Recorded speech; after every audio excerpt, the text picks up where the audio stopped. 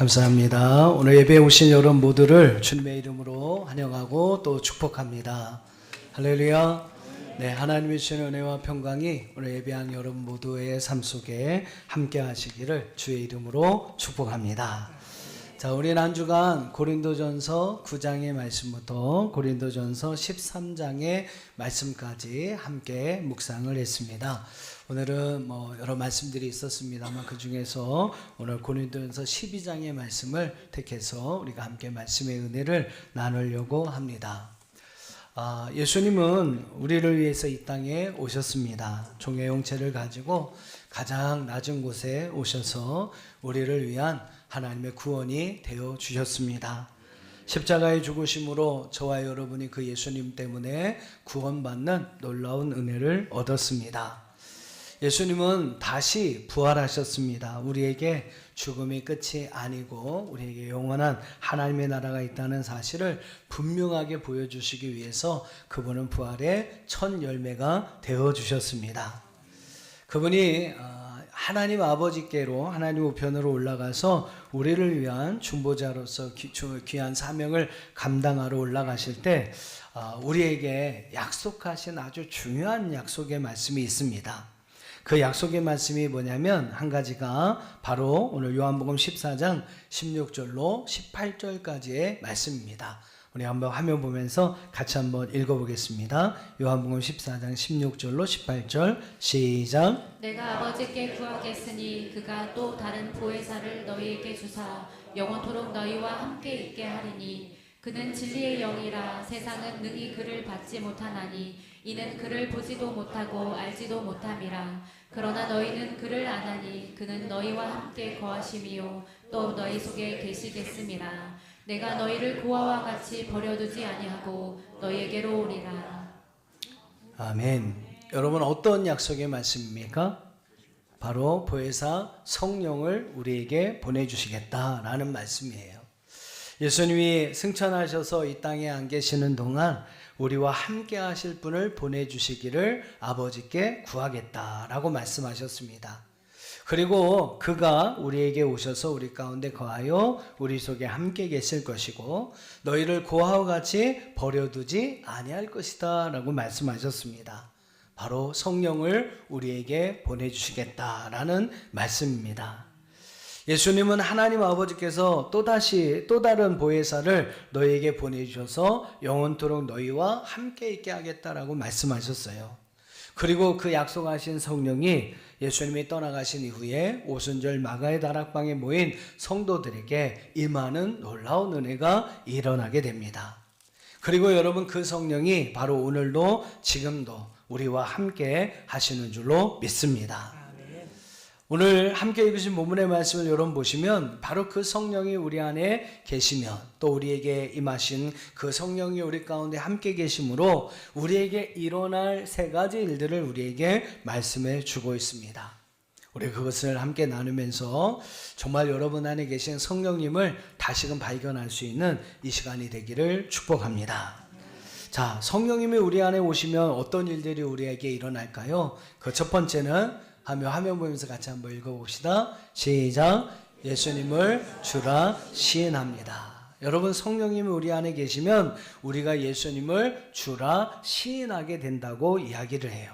우리 3절 말씀 한번 읽어보겠습니다. 3절 시작. 그러므로 내가 너희에게 알리노니 하나님의 영으로 말하는 자는 누구든지 예수를 저주할 자라 하지 아니하고 또 성령으로 아니하고는 누구든지 예수를 주시라 할 수 없느니라. 아멘. 성령으로 아니하고는 누구든지 예수를 주라 할 수 없느니라 라고 이야기를 합니다. 사랑하는 여러분, 여러분에게 한번 묻고 싶습니다. 여러분은 예수님을 여러분의 주님이라고 고백하십니까? 여러분 정말 그렇게 고백하십니까? 저는 그리스도시요 살아계신 아들이라고, 살아계신 하나님의 아들이심을 여러분 믿으십니까? 도마의 고백처럼 주님이 여러분의 주님이시오 여러분의 하나님이심을 믿습니까? 예, 여러분 아멘이라고 쉽게 하셨는데 이 고백이 우리에게는 어떻게 보면 너무나 쉬운 고백일 수 있습니다만 그렇지 않은 분도 너무나 많이 있는 것을 봅니다. 2절의 말씀 보면 너희가 알거니와 너희가 이방인으로 있을 때에는 말 못하는 우상들에게 끌려 그대로 끌려갔다라는 말씀이 나옵니다. 여러분, 우리가 하나님을 믿고 또한 성령의 은혜를 가지고 살아가기 때문에 우리가 우리 예수님을 하나님을 아버지라고 고백하고 예수님을 주라고 고백하며 살 수 있는 것이지, 여러분, 말 못하는 우상들에게 끌려서 살아가는 사람들은 이 고백을 하고 싶어도 할 수 없다는 것을 우리는 알아야 합니다.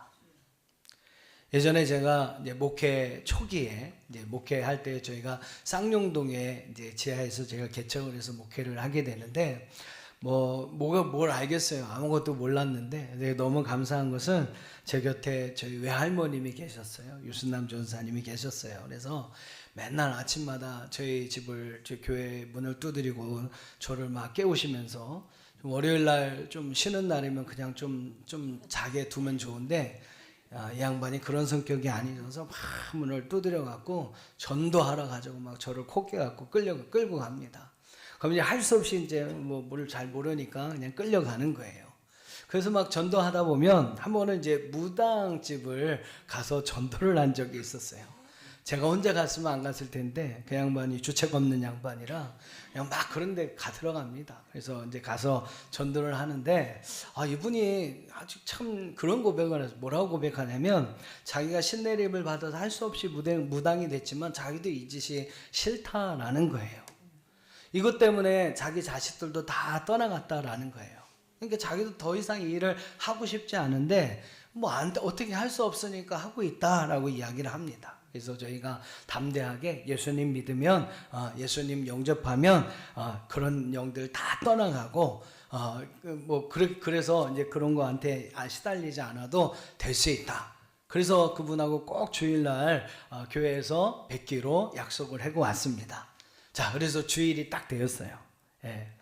오셨겠지 하고 워낙 말씀하시는 게 틀림없는 그런 분이라서 오셨겠지 하고 기다렸는데 오셨을까요? 안 오셨을까요?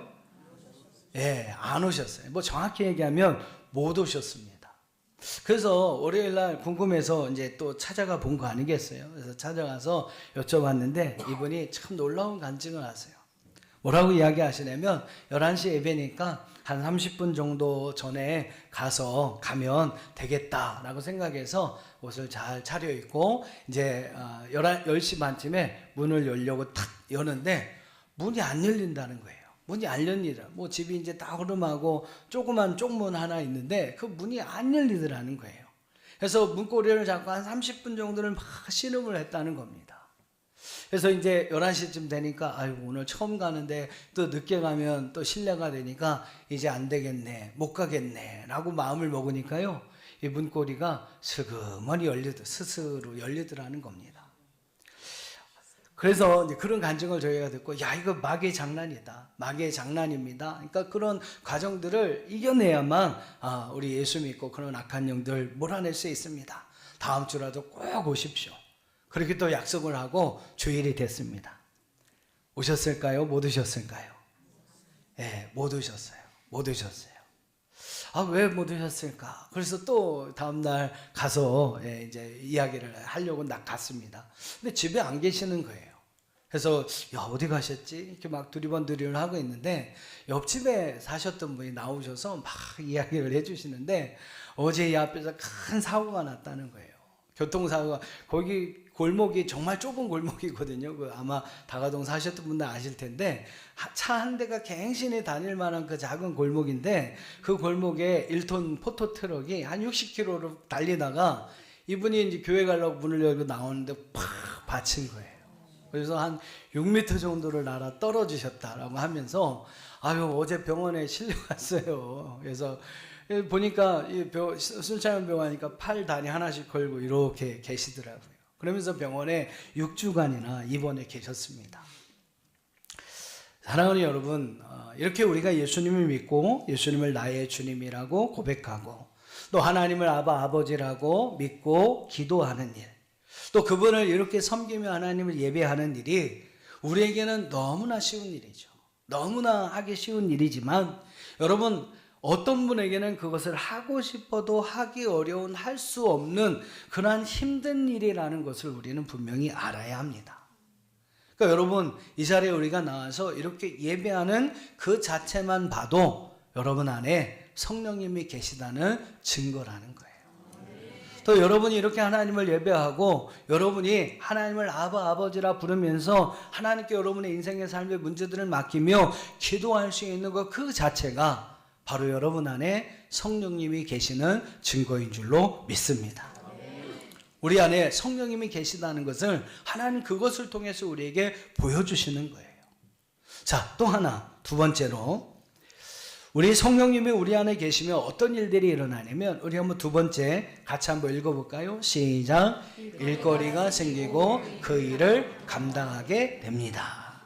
예, 일거리, 사역이 생기고 즉 직임과 직분이 생겨서 그 일을 감당하게 한다. 여러분, 이것이 바로 우리 안에 성령님이 계시는 증거라는 거죠. 자, 5절과 6절을 한번 읽어볼게요. 5절과 6절 시작. 직분은 여러 가지나 주는 같으며 또 사역은 여러 가지나 모든 것을 모든 사람 가운데서 이루시는 하나님은 같으니. 아멘. 여러분, 직임, 직분, 사역이라는 그러한 표현이 나옵니다. 성령이 우리 안에 계시면 우리에게 직임, 직분이라는 것이 주어지게 되고요. 또 여러 가지 일들이 생깁니다. 일거리, 즉 사역이라는 게 생기게 됩니다. 쉽게 말하면 여러분 안에 성령님이 계시면 우리가 뭔가 하나님을 위해 일하고 싶은 마음들이 생긴다는 거예요. 그리고 하나님께서 그 마음에 그 일을 할 수 있는 지혜와 능력을 부어주셔서 그 일을 감당하게 하신다는 겁니다. 직임이라는 말에 해당하는 헬라어가 디아코나온이라는 단어입니다. 디아코네오라고 하는 단어에서 파생된 단어인데 이 단어의 뜻은 섬기다, 봉사하다 라는 의미를 가지고 있어요. 여러분, 성령이 임하면 그 사람은 섬김과 봉사의 일을 하게 된다라는 겁니다. 또 사역이라는 말에 해당하는 헬라어는 에네르게마톤이라는 단어인데 에네르게오라고 하는 그 단어에서 온 말입니다. 이 말이 여러분 어떤 의미냐면 활동하다, 움직이다, 일하다 라는 뜻이에요. 즉 성령이 임한 사람은 여러 가지 활동과 움직임을 통해서 하나님의 기뻐하시는 일을 하게 된다라는 겁니다. 여러분 한번 생각해 보세요. 여러분 하나님을 위해서 섬김과 봉사의 직임과 직분을 맡아서 그 사역을 열심히 감당하고 계십니까? 여러분 어떠십니까? 여러분 하나님께서 여러분에게 직임과 직분을 주셨잖아요. 그리고 여러분 그 일을 감당할 수 있는 은혜와 능력을 가지고 그 일, 그 사역을 열심히 감당하고 계십니까? 여러 가지 활동과 움직임을 통해서 여러분이 여러분에게 맡겨진 사역들을 잘 감당하고 계시나요? 여러분 그 일, 그 사역들을 잘 감당하고 계신다면 오늘 여러분 안에 하나님의 성령님이 계시는 것이고 여러분이 성령의 충만한 은혜의 삶을 살아가고 있다는 증거라는 사실을 믿으시기를 바랍니다. 우리 안에 여러분 성령님이 계시면 우리는 그 일을 감당하고자 하는 마음을 갖게 되고 그 일을 감당할 수 있는 힘과 은혜와 지혜와 능력을 얻게 되는 거예요. 또 그 성령이 우리 안에 충만하면요, 여러분 그 일을 막 억지로 할 수 없어서 감당하는 게 아니라 그 일들을 감사함과 기쁨으로 자원함으로 감당할 수 있게 된다라는 겁니다. 제가 한 주간 한 영상을 봤어요. 한 10여 년 전부터 종족을 감췄던 가수 서인영 씨라는 분의 이야기입니다. 이분이 거의 10년 만에 유튜브 채널을 열어가지고 그분의 이렇게 삶을 브이로그 이렇게 해서 그 일상들을 보여주는 그런 채널을 만들었더라고요. 어떻게 하다가 그 영상을 제가 보게 됐는데 주일날 그분이 하루 살아가는 그 브이로그를 이렇게 촬영한 것을 올려놨더라고요. 근데 이분이 뭐라고 했냐면 남양주에 있는 한 교회에서 찬양에 관련된 일로 열심히 섬김과 봉사 일을 하고 계시더라고요. 그래서 아침에 일찍 일어나서 막 준비하고 목을 풀고 찬양대 가서 열심히 봉사하고 때로는 솔로도 맡아서 찬양을 하고 또 어린 아이들과 함께 막 찬양하고 아이들을 지도하기도 하고 하루 종일 찬양하는 그런 일, 교회를 섬기면서 찬양하는 귀한 일을 위해서 주일 하루를 온전히 보내는 그 영상들을 제가 보게 되었습니다. 여러분, 그녀가 어떻게 이런 삶을 살게 되었을까요? 화려한 과거에 아주 어떤 가수로서의 화려한 그런 삶들을 뒤로하고 그녀가 이러한 삶을 살아갈 수 있었던 이유는 뭐 돈을 누가 많이 줘서가 절대 아니었습니다. 뭐 돈을 많이 받고 하는 일도 아니었어요. 그저 그냥 감사해서 기뻐서 자신의 삶에 새로운 은혜를 허락하신 하나님께 감사하는 마음으로 그녀가 한종일 그렇게 하나님 앞에 찬양하며 봉사하는 귀한 일을 하고 있더라는 거죠. 여러분, 이 서인영 씨가 그렇게 하는 이유가 무엇이겠습니까? 바로 그녀 안에, 그녀가 주님을 영접하고 주님을 만나고 주님을 통해서 주시는 은혜를 알고 또 그 안에 하나님의 성령의 은혜가 함께하였기 때문에 그녀가 그렇게 변화된 삶을 살아갈 수 있었고, 뭐 누구도 인정하지 않고 누구 뭐 많은 돈을 버는 일도 아니지만 그 일을 위하여 열심히 하루를 온전히 희생하고 헌신하여 드리는 그런 삶을 살아가고 있더라라는 겁니다. 사랑하는 여러분, 오늘 우리 안에 성령이 계시면 하나님의 일을 감당하고요, 그 일을 행할 수 있는 믿음과 마음이 생기는 줄로 믿습니다. 사도 바울은 오늘 고린도전서 12장 28절에서 성령을 통해 하나님께서 우리에게 주시는 8가지 직임에 대해서 이야기를 합니다. 성령을 통해서 하나님께서 우리에게 주시는 직임, 직분이 있다라는 거예요. 그게 여러분 무엇입니까? 28절을 한번 보세요.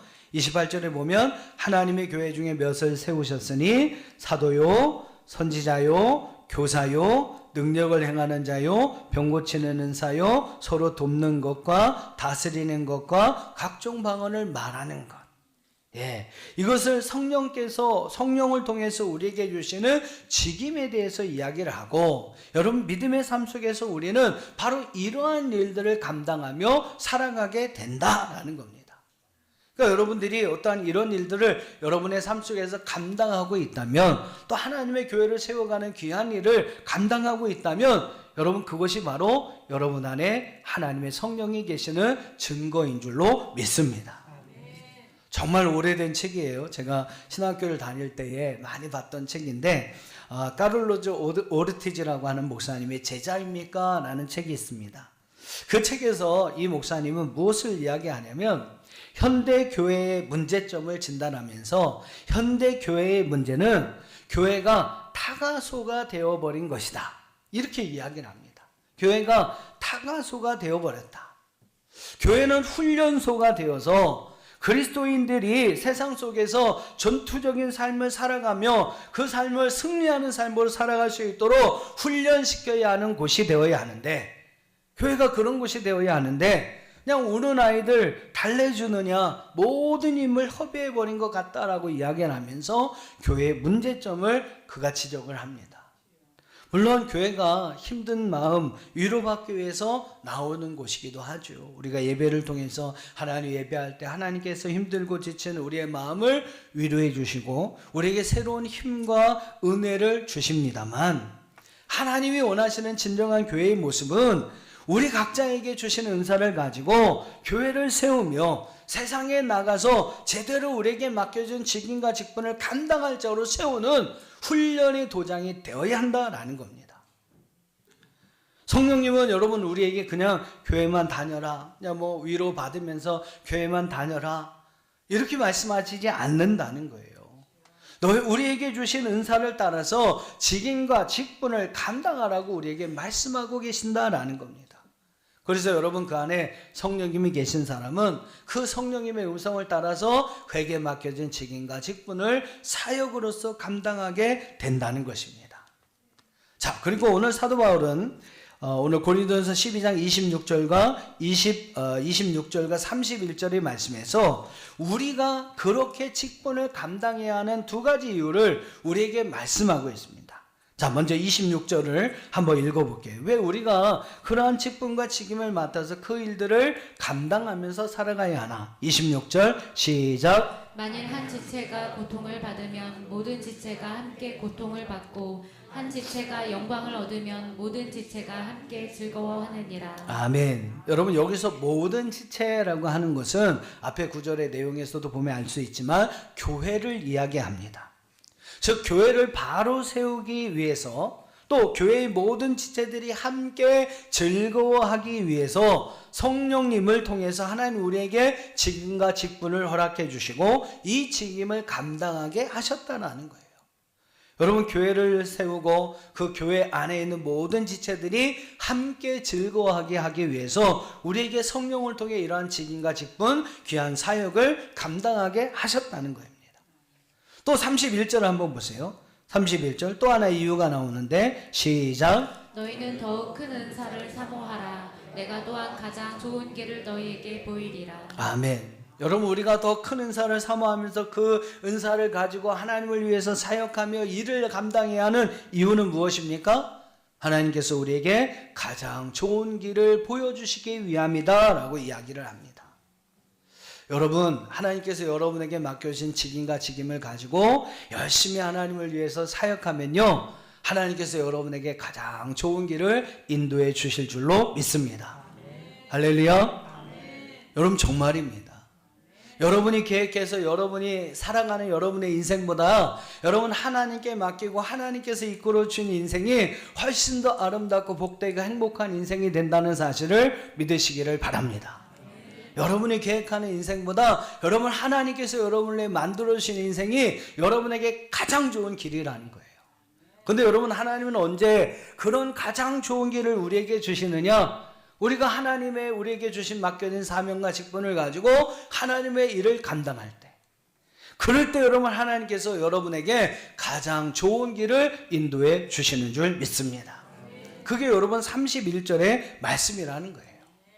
여러분, 하나님의 교회를 세우고 교회 안에 있는 모든 성도들이 함께 즐거워하며 우리의 길을 가장 좋은 길로 하나님께서 인도해 주시고자 우리에게 성령을 주시고 직임과 직분을 주시고 그 일을 감당하게 하시는 줄로 믿습니다.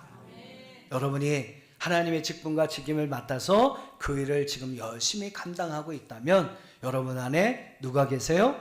성령님이 계시는 증거인 줄로 믿습니다. 자, 세 번째로 성령님이 우리 안에 계시면 어떤 일들이 일어납니까? 우리 세 번째 한번 읽어볼까요? 시작. 성령의 은사가 주어집니다.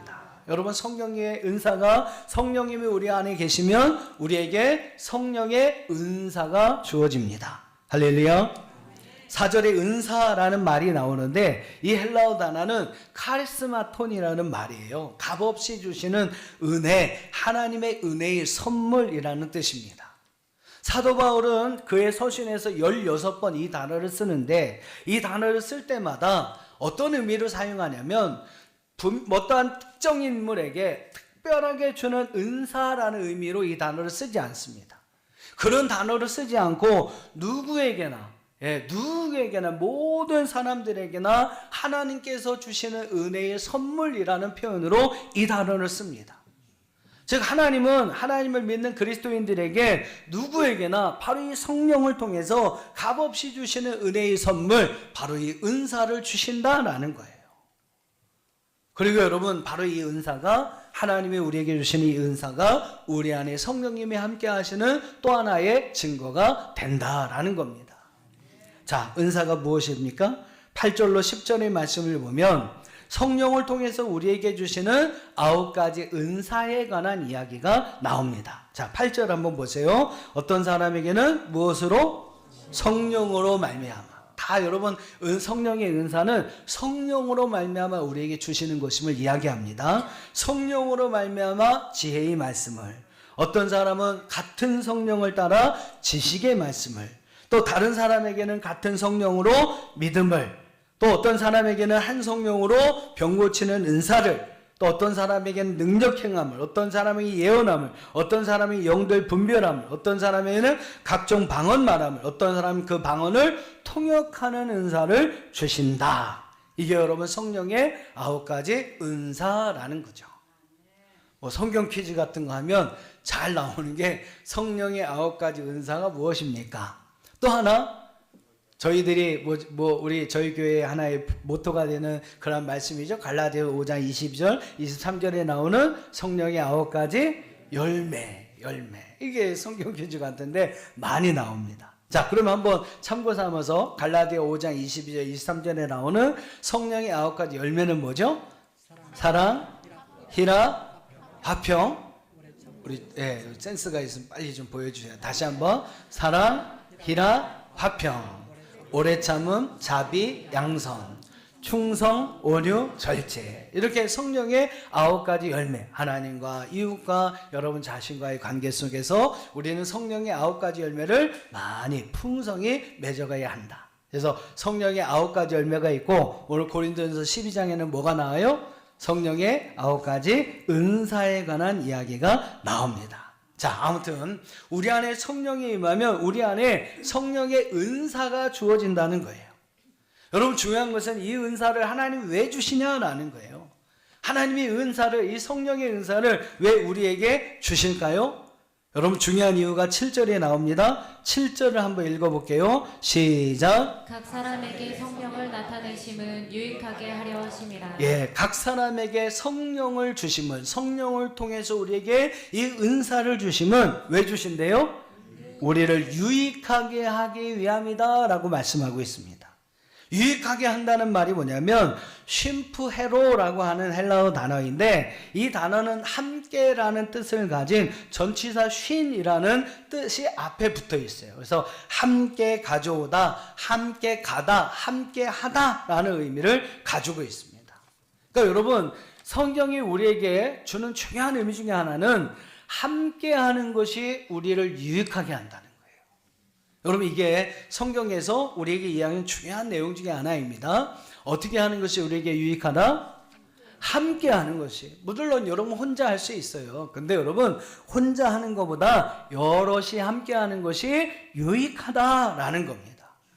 무슨 일이든지 여러분 함께 할 수 있는 것이 더 큰 은혜가 되고 더 큰 유익이 된다라는 거예요. 그런 의미가 여러분 담겨져 있는 것입니다. 여러분, 하나님은 우리에게 성령을 주시고 성령을 통해서 우리에게 은사를 주십니다. 그 은사를 통해서 우리에게 하는 일이 뭐예요? 우리가 함께 우리의 모든 일들을 유익하게 만들어라 라는 겁니다. 함께 여러 가지 일들을 행함으로, 또 함께 하나 되어 그 일을 행함으로 그 모든 일들을 유익하게 만들기 위해서 하나님은 우리에게 성령의 은사를 허락해 주신다라는 거죠. 여러분, 함께 하는 것이 쉬운 일 같지만 절대 그렇지 않습니다. 우리는 서로 너무 달라요. 그죠? 틀린 건 절대 아닙니다. 서로 너무나 달라요. 성격도 다르고 취향도 다르고 살아온 삶의 환경들도 너무나 달라요. 그런 사람들이 여러분 하나 되는 것은 정말로 어려운 일입니다. 정말로 어려운 일이, 힘든 일이에요. 그래서 여러분, 하나님은 우리에게 성령을 주시고 그 성령의 은사를 통해서 우리가 서로 섬길 수 있게 합니다. 그리고 그 섬김을 통해서 우리가 함께하고 하나 될 수 있는 은혜를 주시는 줄 믿습니다. 그렇게 함께해서 하나 돼서 하나님의 교회를 세워가라는 거예요. 그렇게 하나 되어 함께해서 하나님의 뜻을 이루어가라는 것입니다. 이게 여러분, 성령의 은사를 우리에게 주시는 목적이라는 거예요. 자, 이 은사에 관해서 이야기를 하면서 사도 바울은 12절 이하에, 우리가 읽지는 않았습니다만 12절 이하의 말씀에 보면 몸과 지체에 관한 이야기를 합니다. 여러분, 우리 몸에는 각 지체가 있습니다. 그리고 그 모든 지체가 각각 하는 일이 다릅니다. 하지만 여러분, 중요한 것은 그런 지체들이 하나가 되어서 한 몸을 이룬다는 사실이에요. 바울은 그 몸의 지체와 교회를 비유합니다. 교회도 마찬가지다라는 거예요. 교회 안에는 각자 받은 은사가 다 다릅니다. 성도들이 다 다르고요. 우리가 각자 받은 은사가 다 다릅니다. 중요한 것은 하나님은 그 은사를 가지고 합력해서 함께해서 하나의 몸을 이루어 가라라는 거예요. 근데 여러분 생각해 보세요. 눈이 코한테 막 뭐라고 그래요. 야, 너는 어째 보지도 못하냐? 코한테 막 뭐라고 막 하는 거예요. 너는 왜 보지도 못하냐? 나는 저렇게 멀리 있는 것까지 다 잘 보는데 너는 왜 보지도 못하냐? 그런다고 생각해 보세요. 그럼 코는 뭐라 그럴까요? 야, 너는 왜 그 2개나 달고 있으면서 냄새도 못 맡냐? 아, 둘이 막 싸우는 거예요. 그럼 여러분 그 몸이 온전하겠습니까? 아니잖아요. 그죠? 여러분 교회 안에도 마찬가지라는 거예요. 서로 받은 은사가 다 다릅니다. 그러니까 서로 잘하는 게 다른 거예요. 서로 할 줄 아는 거, 더 섬기는 어떤 모습과 방법들이 서로 다른 거예요. 그런데 중요한 게 뭐예요? 그 다른 사람들이 하나가 되어서 함께해서 세워가는 것이 교회라는 겁니다. 그렇게 여러분은 온전히 한 몸을 만들어야 하는 것이 여러분 바로 교회라는 거예요. 가능한 일이 아니죠. 정말로 힘든 일입니다. 그래서 하나님 우리에게 성령의 은사를 주십니다. 그리고 그 은사를 가지고 하나 되어 함께함으로 교회를 세워가라고 우리에게 말씀하고 있는 것이죠. 사랑하는 성도 여러분, 꼭 기억하세요. 성령의 은사는 우리를 하나 되게 하고 함께하게 하여 주님의 몸인 교회를 함께 세워가게 하는 것입니다. 꼭 부탁드리고 싶어요. 혹시라도 여러분 함께하지 못하게 하는 것들이 있어요. 우리 안에 여러분, 우리가 가진 여러 가지 성격, 특징 여러 가지들이 함께하지 못하게 하고 하나 되지 못하게 하는 것들이 분명히 있습니다. 여러분, 교회는요 그런 것들을 내려놔야 해요. 하나 되지 못하게 하고 함께하지 못하는 것들을 버려야 합니다. 그래서 여러분 하나 돼서 함께 섬기고 하나 되어 함께 세워가야 하는 것이 바로 여러분 교회인 것을 믿으시기를 바랍니다. 그렇게 여러분 우리가 교회를 세워갈 때 교회도 유익하고 그 교회를 섬기는 저와 여러분의 삶도 유익한 삶으로 하나님께서 인도하여 주실 줄로 믿습니다. 자, 말씀을 정리하고 마치겠습니다. 여러분 안에 성령님이 계시다는 것을 믿으시나요? 여러분 성령님이 여러분 안에 계심을 믿으십니까? 예, 여러분 이렇게 예배하기 위해서 이 자리에 앉아 있는 거 그 하나만 봐도요, 우리가 우리 하나님 나의 하나님이라고, 하나님이 나의 아버지라고 고백할 수 있는 거 그 하나만 봐도 이미 여러분 안에 성령님이 계십니다. 이제 여러분 부탁드리고 싶은 것은 이제 여러분 안에 그 성령님으로 말미암아 이제 여러분은 하나님이 기뻐하시는 직임과 사역을 감당할 수 있게 되기를 축복합니다. 여러분 기쁘고 감사한 마음으로 하나님이 주신 여러분에 맡겨진 직임과 직분을 또 귀한 사역들을 잘 감당하는 여러분들이 되시길 바랍니다. 그 사역을 열심으로 감당할 때 하나님께서 여러분의 길을 가장 좋은 길로 인도해 주실 줄 믿습니다. 또 하나 부탁드리고 싶은 것은 여러분 안에 계신 그 성령으로 말미암아 그 성령을 통해 우리에게 주신 은사를 가지고 우리는 서로 섬겨야 합니다. 그래서 함께 하나 되어 하나님의 교회를 세워가야 합니다. 혹시라도 하나 되지 못하고 함께하지 못하게 하는 것들이 있다면 다 버리세요. 그게 여러분에게 유익이 됩니다. 다 버리셔야 하고요, 함께하고 하나됨을 통해서 하나님의 교회를 유익하게 하고 더불어 그 교회의 유익을 통해서 여러분의 삶을 더욱더 유익하게 만드는 귀한 삶을 살아가는 저와 여러분들이 다 될 수 있기를 주님의 이름으로 축원합니다. 다 같이 기도하겠습니다. 오늘 우리에게 주신 여러 말씀을 기억하면서 하나님 우리 안에 성령님이 계심을 믿습니다. 이 믿음 가지고 주님을 나의 하나님이라고 고백하며 하나님께 기도하며 하나님을 예배하는 아름다운 삶을 살아가게 하여 주옵소서. 또한 하나님 우리 안에 성령님이 계심을 믿습니다. 하나님 우리에게 맡겨진 직임과 직분을 귀한 사역을 잘 감당하여 하나님 우리의 모든 길을 가장 좋은 길로 인도하시는 하나님의 은혜를 누리게 하여 주옵소서. 또 하나님 우리에게 주신 성령의 은사를 가지고 서로 섬김으로 하나 되어 함께하여 주님의 몸된 교회를 아름답게 세워가는 우리 모두가 될 수 있도록, 그래서 교회 유익 더 나아가서 여러분의 삶의 아름다운 유익을 세워가는 귀한 은혜가 있게 인도해 주옵소서. 우리 말씀 기억하며 함께 동성으로 기도합시다. 하나님 감사합니다. 우리에게 하나님에게